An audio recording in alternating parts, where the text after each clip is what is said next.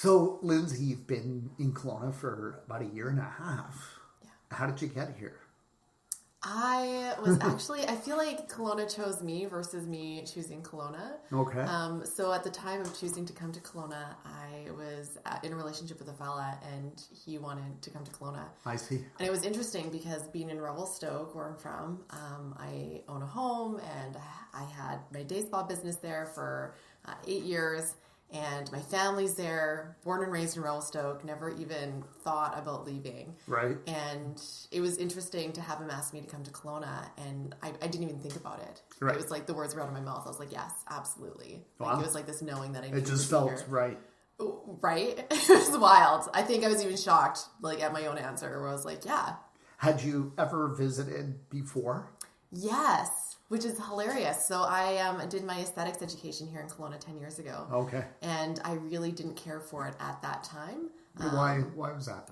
I feel like small town girl, Right. in the big city, first time in the big city, and it was a lot of traffic and try to navigate. Yeah. And in Revelstoke, it's simple. Right. You've got one grocery store. You go here to get this. You go there to get that.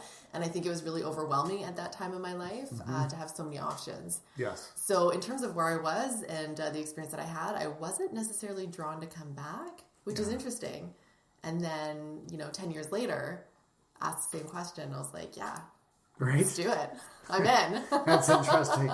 So I grew up in a big city, Toronto, but I've lived in small towns for big parts of my life. So I lived in the Cayman Islands for 11 years, which is a small town. I mean, they have 1 million tourists go through every year, but the group that you hang out with and go out drinking with, it's the same people. Like, the people, right? And then I lived in Nelson for 4 years. And everybody kind of knows everybody, right? So one of the things people told me when I was considering moving to Kelowna 7-8 years ago was, people are really stuck up there. And it's like, you won't like it because if you like a small town, you won't like it. Like, it's really hard to make friends and so forth. I didn't buy into that, but, I did have some apprehension and I found it to be a great city. So what do you think changed over the 10 years that made you more excited to come here? Because you were still living in Revelstoke, and I assume you loved growing up there. So what do you think changed with you over the 10 years? I love Revelstoke, and I love going back to visit. Yeah. However, there was having the opportunity to come to Kelowna. I really had me looking at myself in a sense of like, okay, I grew up in the small town, born and raised. Right. I've always known everybody. You just kind of know everyone and everyone knows you. I've never really had to make friends. Right. Or build those skill sets. Yeah. And so a part of that choosing to move to Kelowna was like this opportunity, and I was calling it my social experiment to see how I was going to do. Knowing that the fundamentals of me moving here was to learn how to meet people. Right. And make friends. And like approach people and be totally outside of my comfort zone. Right. Doing something I have zero skills at doing. Right. Like I never even moved from the same house in Revelstoke, right? Same house, same schools, like always with the same core people. Yeah. So just really interesting to be putting myself in that position of like, hey, I'm going to step away from everything that I know and everything that's comfortable and familiar. I'm going to have this one person that I'm moving with, and I will just figure it out when I get there. Right. And I can relate where a lot of people are like, is that what you want to do? And it's so busy there and it's really cliquey. It's going to be hard to make friends.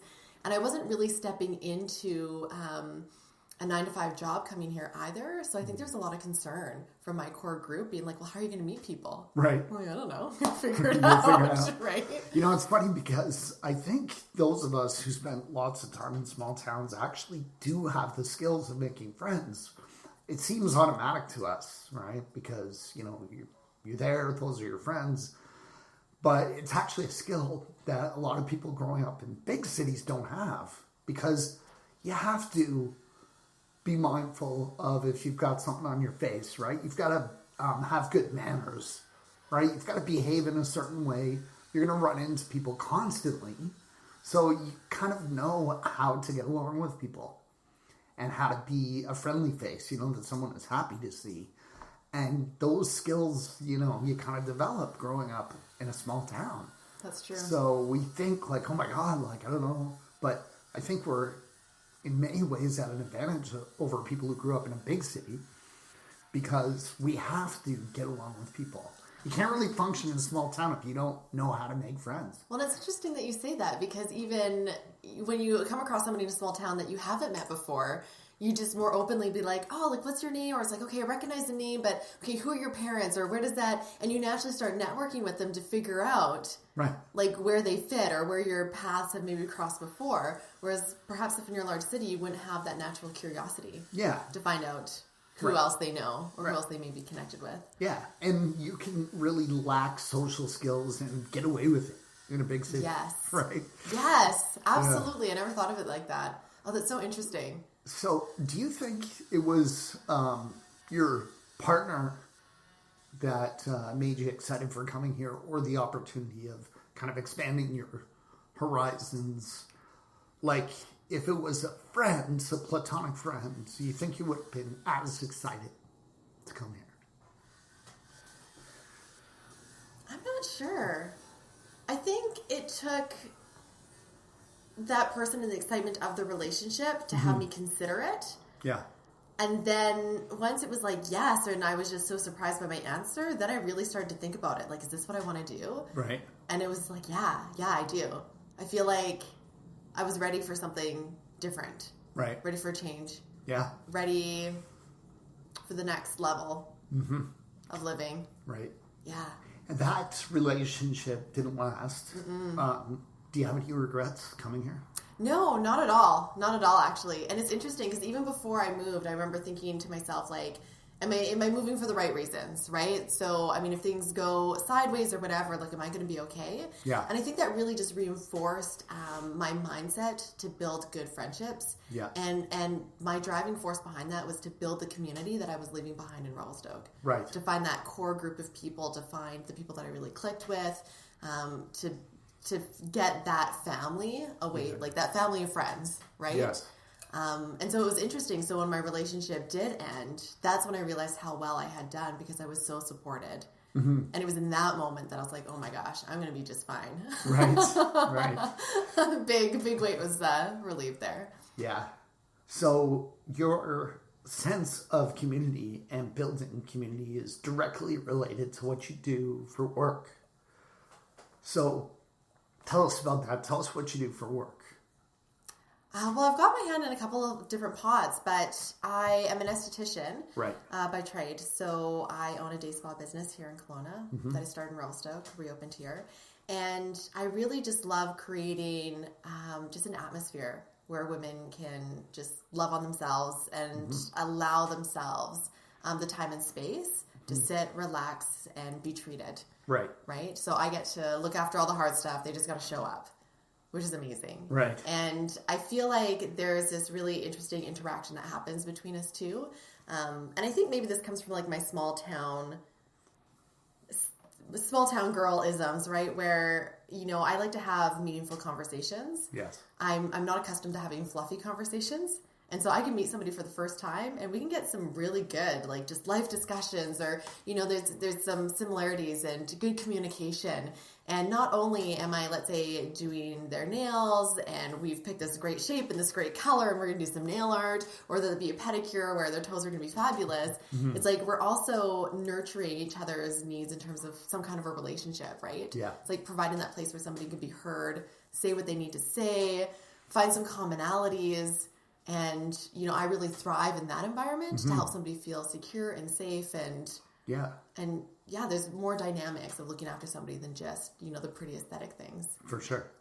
There's, I've ran small businesses myself, and my biggest challenge was being kind of a left-brain person.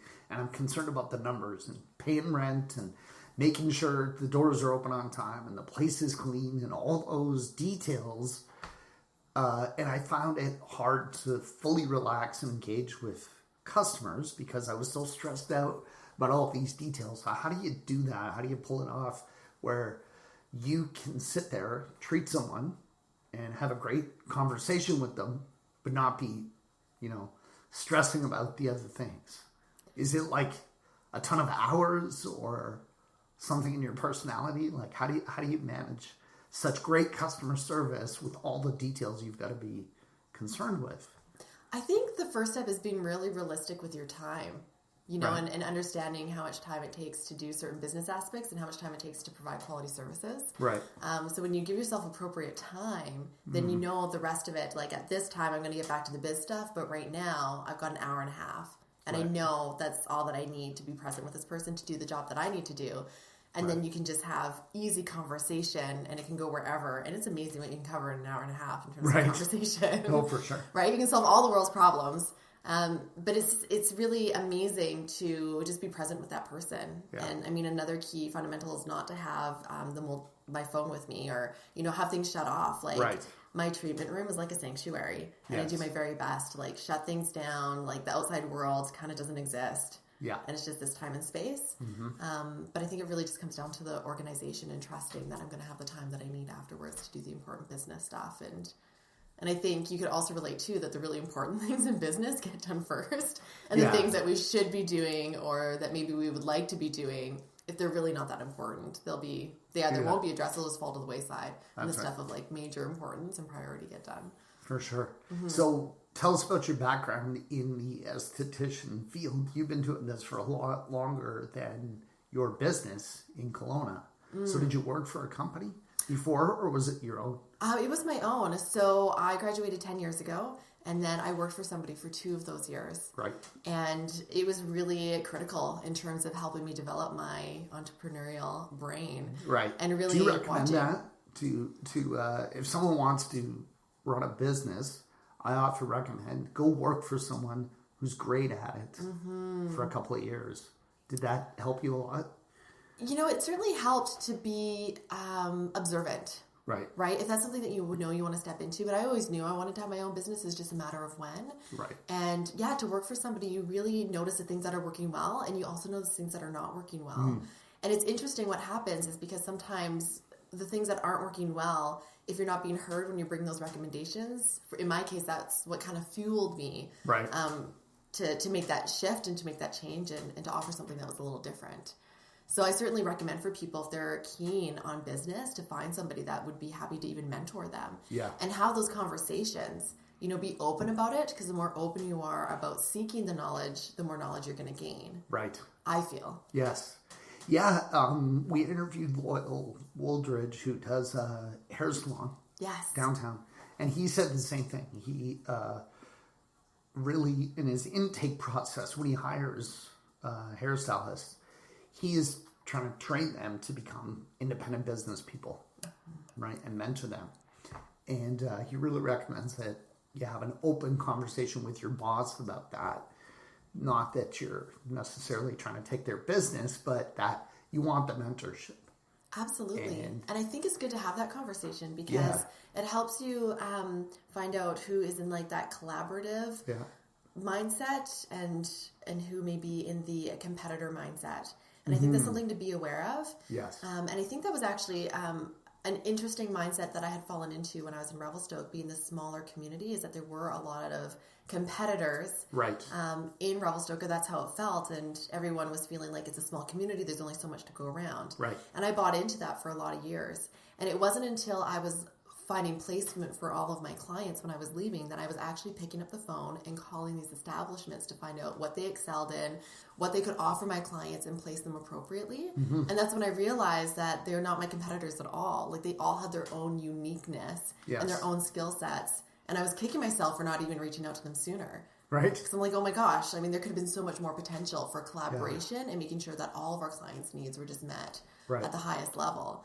So it's just kind of interesting. And I think it's good to find out like what's fueling somebody, right? Is it sort of that aggressive competitor, energy, or is it, hey, how can we make this better together? How can I learn from you? Maybe they've got some ideas or you can kind of bounce things off. Definitely. So that's been a big learning curve for me. Conversation is so important because a lot of times I'm viewing someone as a competitor, but they don't necessarily need to be. And it's because we make assumptions, right? Until you really have that conversation, it's going to... we can say, oh, yeah, I'm probably going to watch out for that guy. But meanwhile, they'd be collaborating with you if you just had a conversation. So you don't know until you try, right? And gosh, it's so true. And that was just it. And sometimes I would have some people share with me maybe the shortcomings of other competing businesses. And it's really hard to stay neutral in those spaces. Right. And even though I wouldn't be reactionary because, everyone can do their own thing, it does kind of push you into forming certain opinions. Right. As neutral as you want to stay, right? And you just don't want to be like that. Everybody has their strong suit. Right. So you alluded to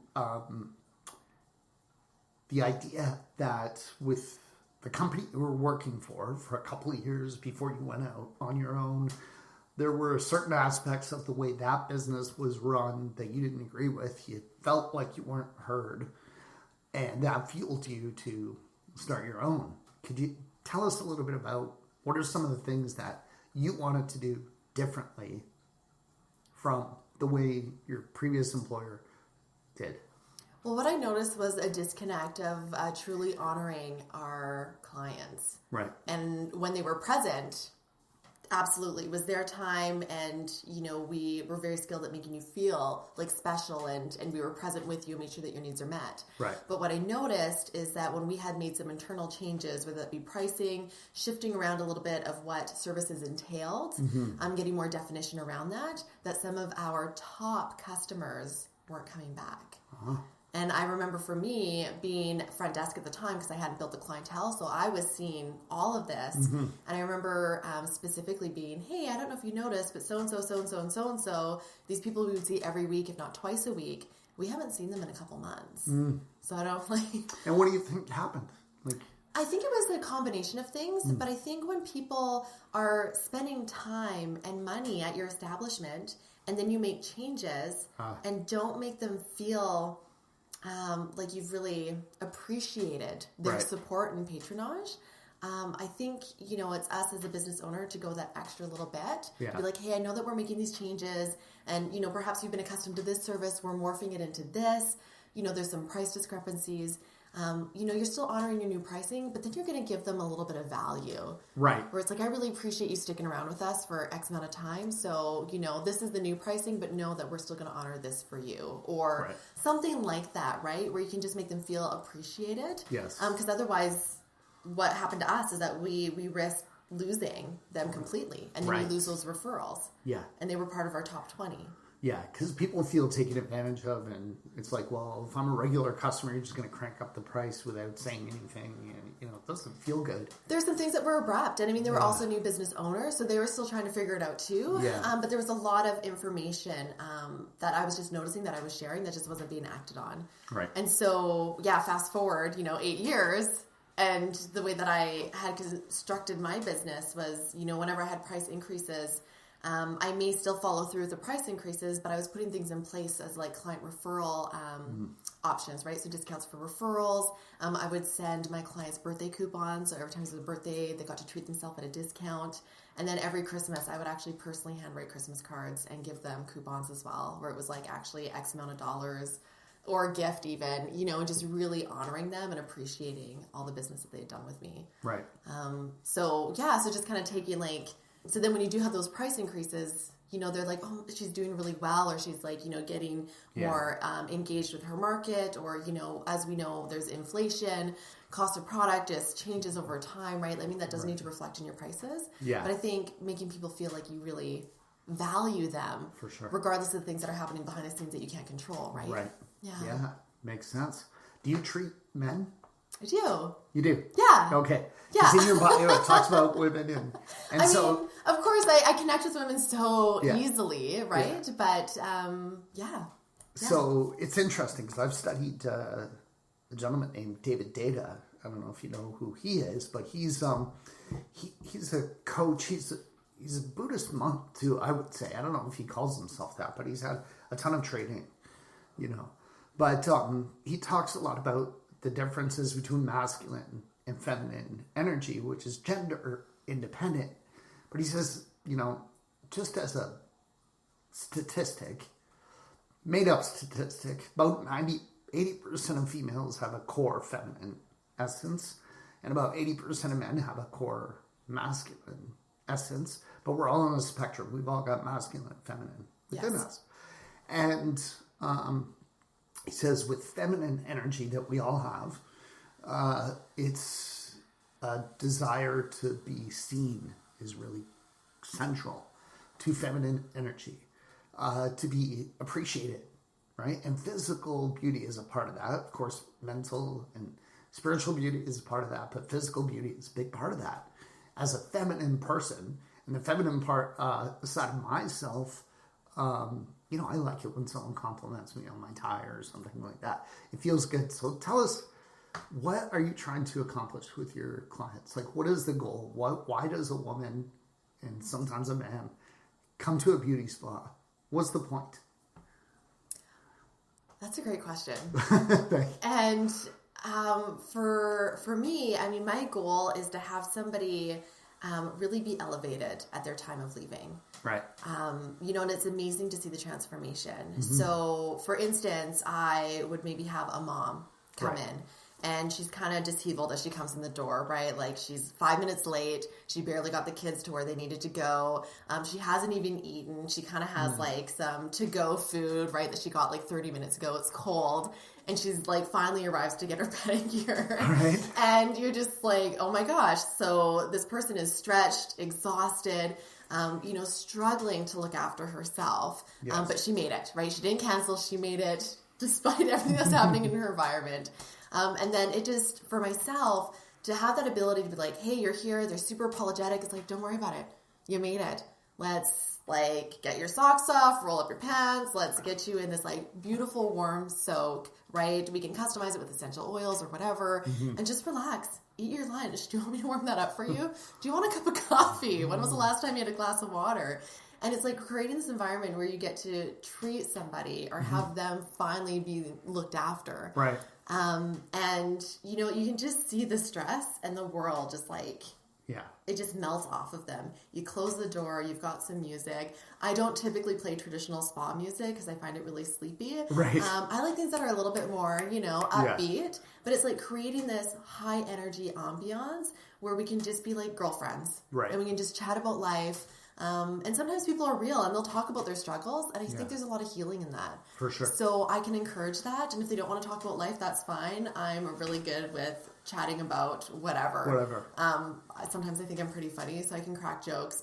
And it's often like some feedback that I get back from a lot of people is like, I don't know what you do in that treatment room, Lindsay, but the laughter we hear through the door is just contagious. Right. Right? So no matter how stressful somebody shows up, it's just good to be able to change their energy, change their state. Right. So that mom, by the time everything's wrapped up, I mean, her feet perfectly smooth, right? She's got perfectly painted toenails. And she is taking on the day in a totally different way. Right. She's got a smile on her face. She's fed. She's hydrated. Mm-hmm. She had somebody look after her in a way that potentially nobody is at home, right? Right. And the smiles and, like, they want to rebook. Like, when do I get to see you next? Right. And it's not necessarily anything to do with me. Mm-hmm. It's to do with that experience and that opportunity to get recharged. Yeah. Well, you're facilitating the experience, so it does have a lot to do with you. I know you're modest, but so you said that self-care and self-respect is the key to success. Mm-hmm. What do you mean by that? What I mean is that if you're not looking after yourself and filling your own cup up, you can't possibly consider filling up someone else's. Right. And that's really a key fundamental. And for myself, because I give so much to people, I really need to make sure that I look after myself. Yeah. And I often tell my clients too, they're just like, this was so nice. And it's like, if you don't do this for you, nobody's going to do it for you. Yeah. Right? I mean, sure, your husband or your spouse may, get your gift certificate, but that might happen once every 2 years if you're lucky, right? Depending. Right. But it's like you can, make those small choices to make sure that your needs are met. So you go for your own treatments? I do when I can. Yeah. I do prefer to do my own treatments. Right. But again, that's creating that safe space for me.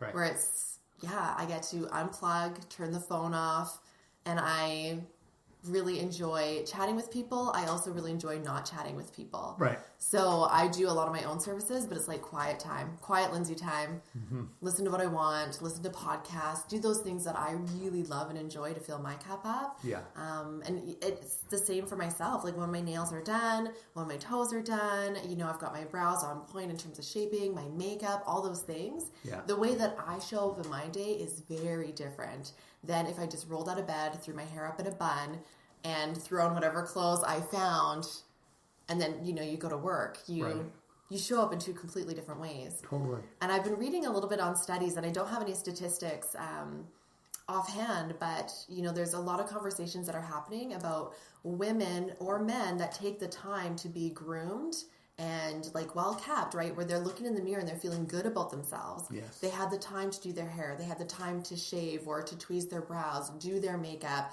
They've got the clean clothes that fit them well and that they feel proud to be wearing.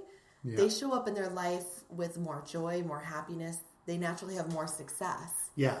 And more confidence.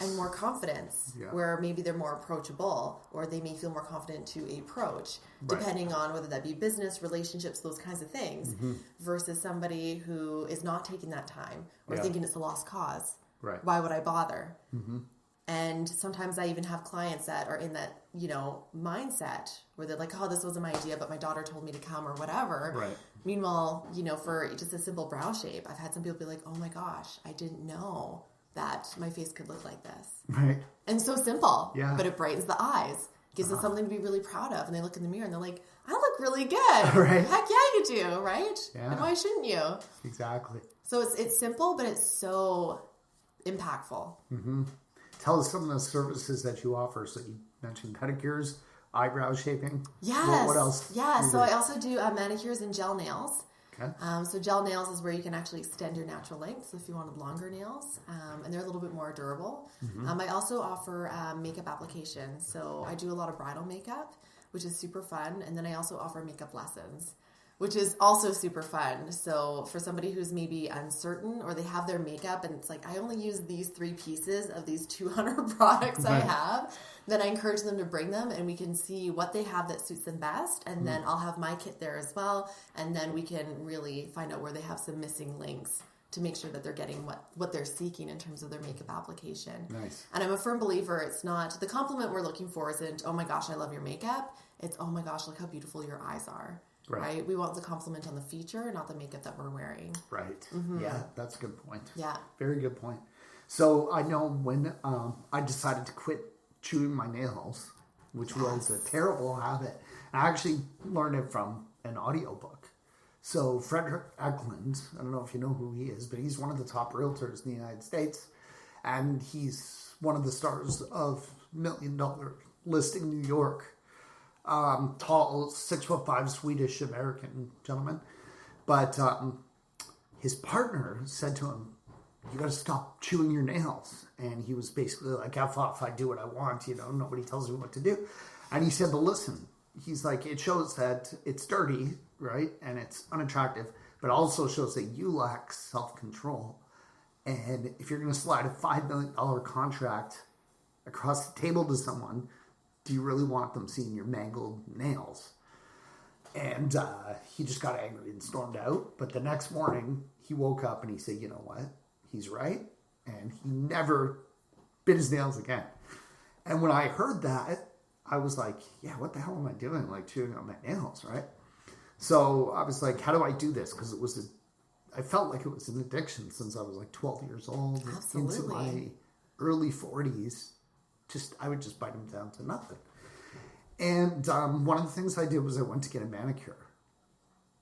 Because, all the little bits and pieces, you kind of rationalize, well, I could just chew that piece because I got to get rid of it anyways. It's rough. But then you pull off another piece, right? Yeah. So getting manicures really helped me get over it because they were smooth and they look good. I didn't get any polish or anything like that. But so your male clients, what are some of the services that they routinely get? Do you have any that want help with makeup?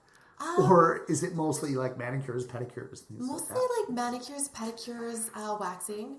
Okay. So for some men, I offer like chest wax, back waxing, but eyebrow waxing as well. Wow. Which is really interesting. And I didn't have as much facial waxing in Revelstoke, but certainly had the body waxing dynamic with my male clientele. But in Kelowna, it's really interesting to see that there are a lot of men that are aware of the difference of, having that first impression Yes. with people. Yeah. So I would say the eyebrow waxing has been very popular here. And the manicures and the pedicures. Yeah. And it's something to keep in mind. I mean, with the manicure pedicure, and I know a lot of fellas are just like, oh my gosh, like, wow, that's really girly. But because you don't get the polish, you will get like extra hand or foot massage time. Yeah. So you actually get that little extra care. That is not only just relaxing, but think of all the things that you do with your hands, right?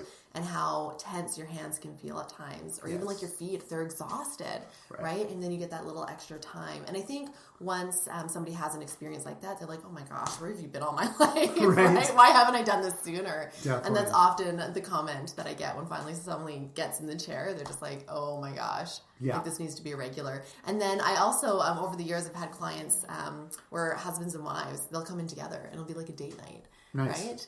And they'll have those treatments, like get their feet done together, go out for dinner afterwards, like those kinds of things. And then they just make it an experience. So wonderful. It's kind of fun. Yeah. So you can make it whatever you want. Right. Is there anything else we should cover? Oh, yeah. I want to ask about this last paragraph.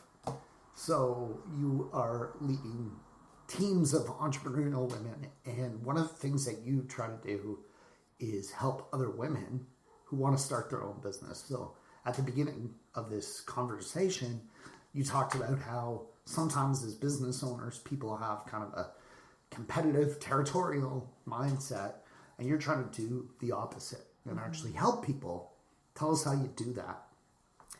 Yeah, it's really interesting. I think it's approaching it with an abundance mindset. Like there's more than enough to go around.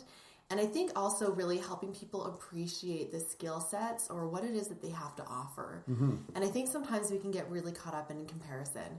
I'm not like this, I'm not like that, and often people even tell me, like, well, Lindsay, you're like this and you're like that. And it's almost like they want to compete with me. And it's like, no, like I used to be just like you, right? There's no comparison. It's a part of the journey and evolving yourself and wanting to evolve yourself. But I think it's really important to be clear on where your interests lie, where your strengths are. Of course, be aware of where your shortcomings are, but like, where is there room to grow? Where do you want to grow?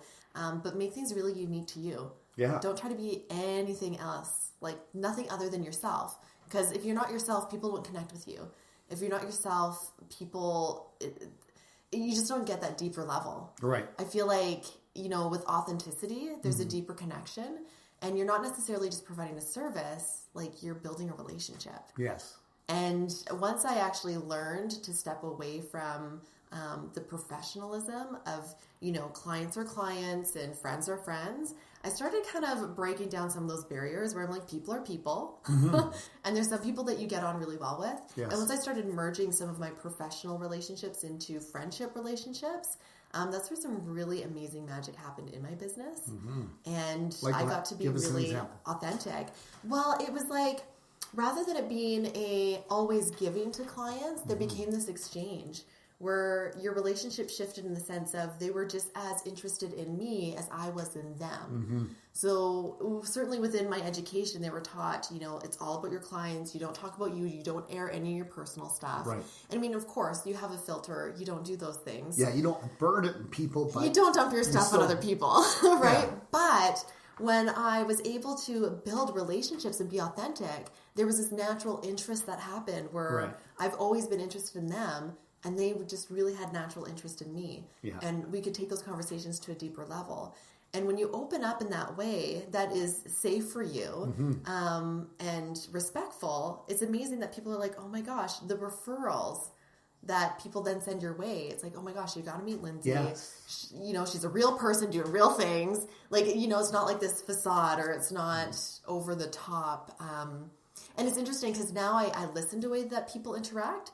And you can tell people where they have no emotion. Yeah. They just say the words because it's like memorized. Right. Versus somebody who's actually interested and engaged. Yes. And I think in this age right now within our society, I think people are really looking for that deeper connection. Yes. To know that they're not a number, that they're being heard, they have an identity. Yes. They're a human being. Right. And they can really start to pick out who's treating them like a human being and who's... Definitely. Kind of brushing them off, or you're just a number and I'm just doing my job. Yeah. And so being able to break down that barrier of professional to like friend relationships has really made the difference. I totally agree. in my business, all the stress that I used to have about marketing and how am I going to spend advertising dollars and where's my next client coming from, all that stress just went away because I was busy enough, right? And it was fluid. It was easy, you know what I mean? In the sense, like, you still got to take care of your clients and you got to work hard and you got to provide an amazing, welcoming environment. You have to do all those tasks that we talked about. But as far as like where the client's going to come from, it just becomes so easy and fluid, right? It totally does. And I was listening to something just the other day, and it was talking about the efforts and the stress of seeking new people is far more exhausting and takes far more attention, dollars, all these things, time, which is really our most limited commodity of life, versus, you know, if you really focus on your client care and your relationships, you don't have to be looking for as many new clients because your core, right, of client care and retention is far more powerful than the new people walking through the door. So true. Which is so true. And I heard that. It's like, it's just really validating to know that you're cultivating something of substance. Right. Now, you said that you would actually help women to hone their business strengths and to build their businesses. So if someone wants to be a mentor, but they've got this kind of old school mindset of like, well, I've got to protect what's mine. I don't want to share proprietary, you know, information and all my little secrets and experiences of how to grow a business. How do you advise someone to get past that? Like to be less insular, more open. You know, if someone says to you, well, how do you run such a great spa? How do you do it? You've been very open with me today. But if someone is kind of like, you know, I shouldn't talk about that. That's kind of proprietary. How do you get someone past that mindset? That's really challenging. And it's not something that I necessarily take on to get them past the mindset. Right. I think I might just challenge them right. with some good questions or some points, right? Where it's, you know, if they're in a mindset of protection, you know, I might ask them how well their business is growing, right? Or if they're seeking mentorship, then where are they noticing that they don't have certain skill sets or, you know, and then it gets them thinking as to like, okay, what am I really seeking then? Right. Is my protection mentality really in my best interest? Or do I have to start loosening things up a little bit and be a little bit more open to some exchange? But ultimately, you just got to kind of ask those questions and get people thinking. And if they're open to it, they may then start to shift out of that. But some people are just, you know, they've been doing this way for so long. And perhaps they're really content in that space as well. Or they just may feel really too vulnerable to let go of that. Well, I think you set a great example because when you're forthcoming with information and tips and so on, you know, person can see you and see your success and say, well, geez, if she can do it, I can do it. Absolutely. Right? And so I think that's being a great example is super important, I think. I agree. I absolutely agree. And so for those people who are curious enough to ask, those are great people to work with. Because if they have that curiosity, you know that they're kind of expanding into like, hey, what else is possible? And who can help me? Who can help me get there? So it's interesting, and I really believe in the law of attraction, right? So, you know, with me being as open as I am, I trust the people that are coming in have that willingness to be as open as well.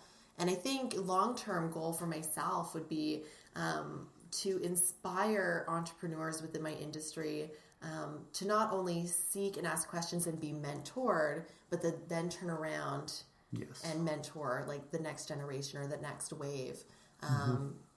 Professionals coming in, right? And sort of, you know, passing that along. And I think those kind of fundamentals of leading by example will start to break up that competitor and comparison mindsets. Yeah, for sure. Yeah. And I like to tell people too that when I teach something, it helps me. Like I have a selfish reason also for doing it because if I learn a new concept and then I go talk about it, it's going to help help me to learn it faster because I see how you implement it.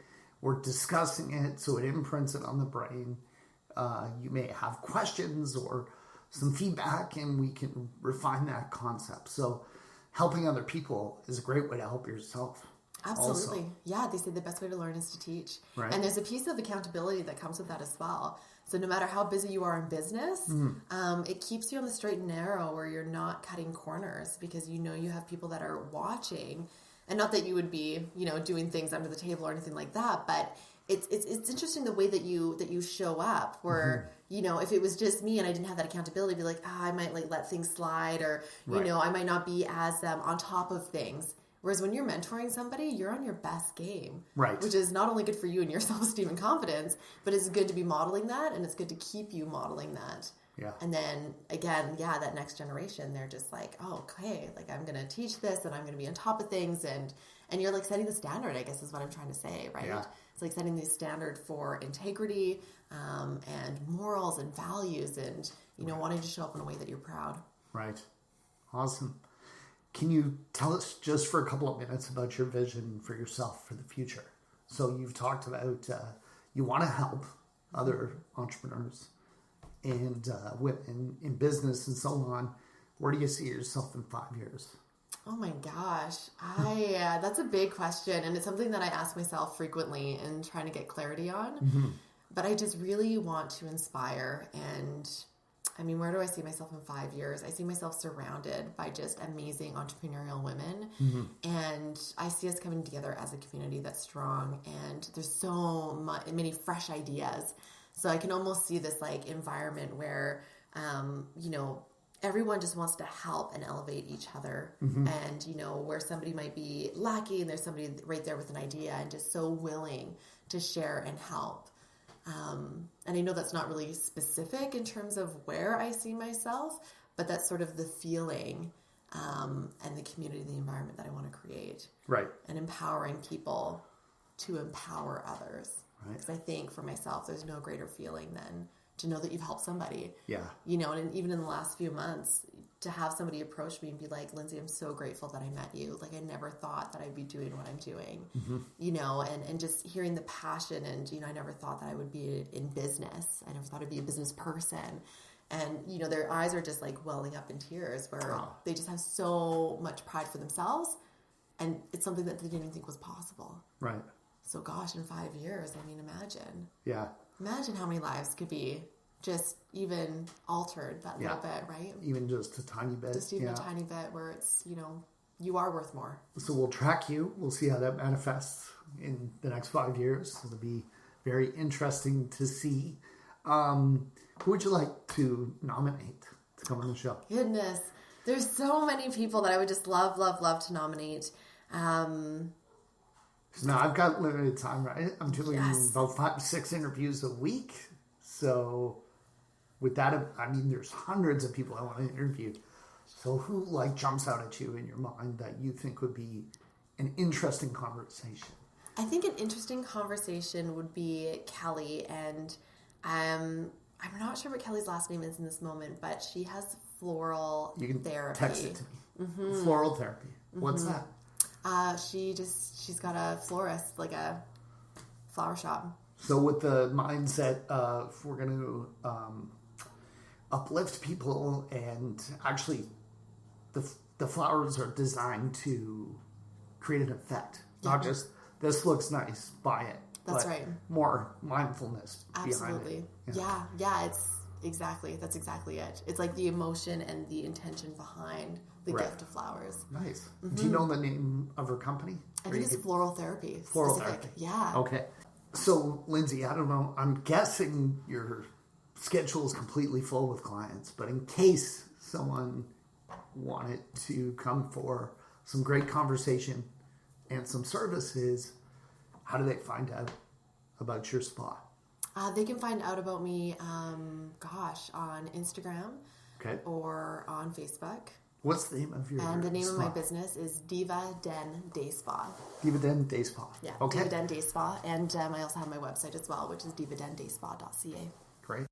Thanks so much for your time today. It was great, and I'm thinking of coming to see you soon for a manicure and some more great conversation. Oh, that'd be great. Okay. That'd be so great. Thank you. Thanks.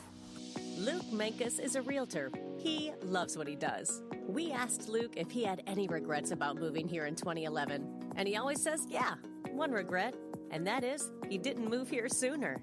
When Luke came here, he didn't know anyone. He didn't know the neighborhoods or anything or anyone besides his daughter, who was 6 years old at the time. So he knows what it's like.